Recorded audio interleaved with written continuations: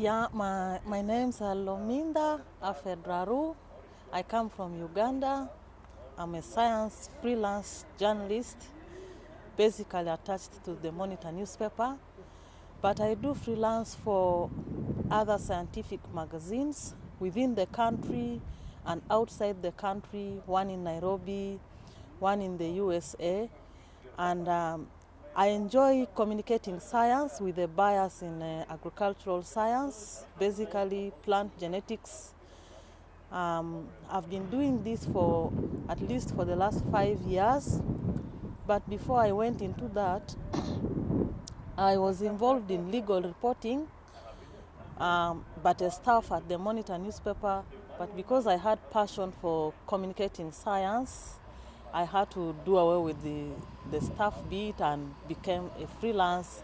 And I enjoy my work as a freelance journalist because I can communicate science and technology freely to the public, both in my country, in the region, in Africa, and globally.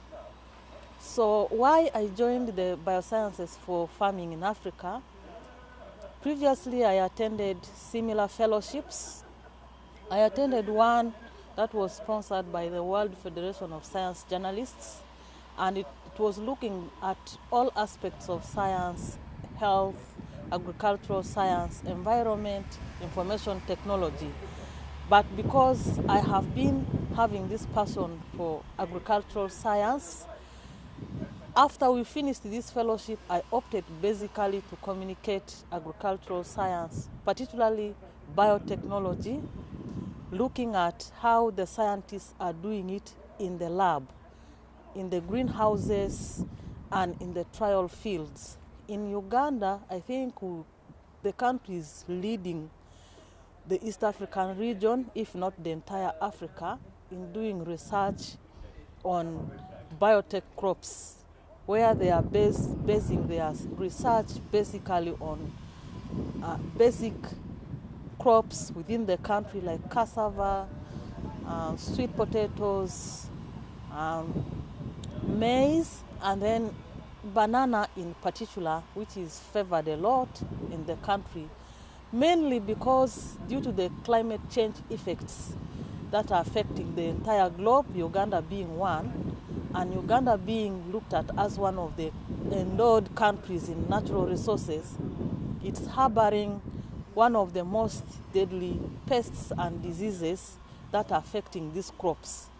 So our scientists have looked at it that to save the population from food security, both now and in the future, the way to go is to do biotech research and to give out the results to the farmers. This is particularly to address the issue of food security. And one thing that struck me when we had our master class recently, Dr. Bani looked at it differently. He did not take us to the research institute and took us to one of the farmer organizations that is on the eastern part of Kampala city.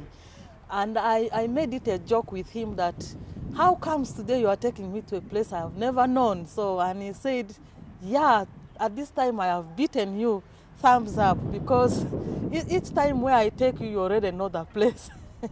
So we went to a place called Zirowe.